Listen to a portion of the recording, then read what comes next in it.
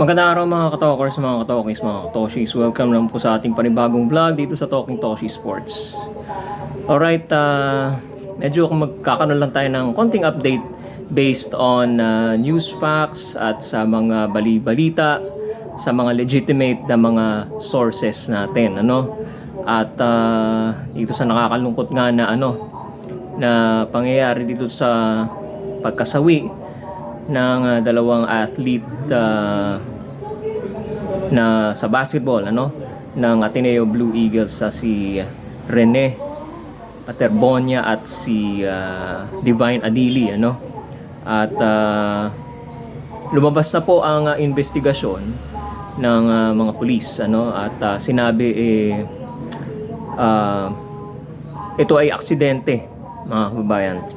Alright, wala naman daw foul play at walang dapat kumbaga parang kung walang outside force na nagpuwersa doon sa mga players na para humantong sa ganung sitwasyon. Okay?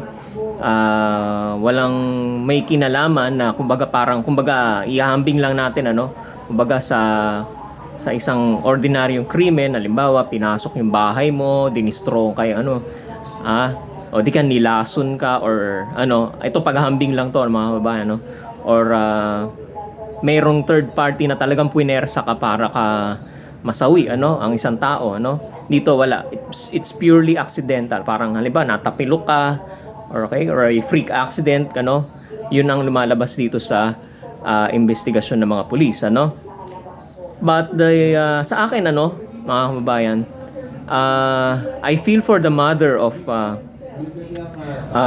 Rene, masakit sa isang magulang yon, mga kababayan. Lalo na't hindi siya na-inform, walang tumawag sa kanya, sabi niya, okay?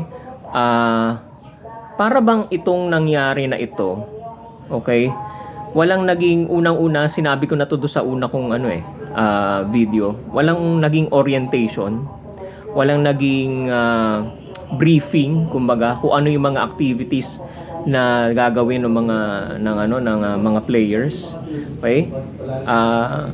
Sabi ko nga nung previously, kailangan bago yung activity, kailangan nakalatag na lahat. Anong gagawin, anong i-expect ninyo doon, ano ang mangyayari sa training camp na yan, or team building na sinasabi nila. Okay? At lalo na nandiyan kayo sa Aurora, malalakas ang waves dyan. Kahit pala naglalakad ka lang pala, tinanong ko yung isang kaibigan kong taga Aurora or taga North, sa mga beaches dyan sa North. Kapag halimbawa pala kahit naglalakad ka, or nandun ka lang sa shore, pero tinatamaan ka nung tubig, na medyo nandun ka sa borderline ng shore at saka ng dagat. Pagka may diyan, parang yung malaking alon diyan, pwede kang lamunin diyan. Even surfers die, mga kababayan, dahil sa mga aksidente na ganyan. Okay? So, ang tanong natin is, meron bang nag-orient sa kanila na ganyan ang mangyayari, ganun ang sitwasyon ng dagat, tawag dito, may mga malalaking alon silang ma-encounter diyan, kaya kailangan mag-ingat sila, extreme precaution dapat ang gagawin. Ano yung mga do's and don'ts? Meron bang naging orientation na ganon? Ano yung pwedeng gawin, ano yung hindi pwedeng gawin, strictly na pinagbabawal? Okay? So mayroon kayang ginawang ganon prior to the event. Okay? At ayan, masakit para doon sa magulang, at gusto pa naman ni Rene na iahon ang kanyang pamilya sa kahirapan, by becoming a basketball player, at ang pangarap niya ay most probably maging pro, alright. So by doing that, maiahon niya yung pamilya sa kahirapan. Pero sad to say, ito ang nangyari, mga kababayan. Okay? At there are still a lot of questions mga kababayan as of now, as of current, no? Hindi pa nagsasalita, wala pang detalyadong kwento kung ano ba talaga ang nangyari from the arrival down to the incident. Medyo mahirap pa, sketchy, mahirap pang hindi pa natin talaga alam kung anong tunay na nangyari, ano?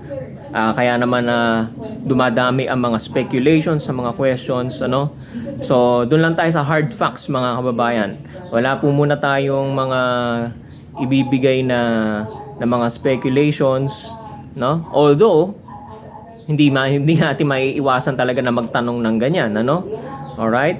Pero hindi siguro makakatulong sa mga pamilya nitong dalawang athletes na to kung tuluyan pa natin gagawa ng mga fake news, daming mga lumalabas sa mga kung ano-ano no, na unverified facts.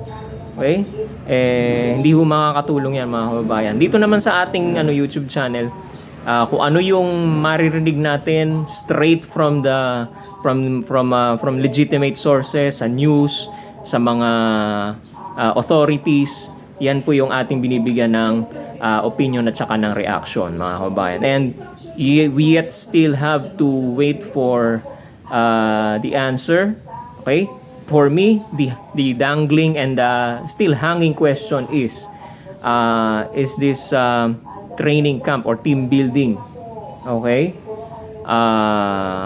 sanctioned by the university or by Ateneo? Sino-sino yung mga nag-manage ng mismong activity, coaching staff, etc., etc., okay, team management, etc., etc. Okay?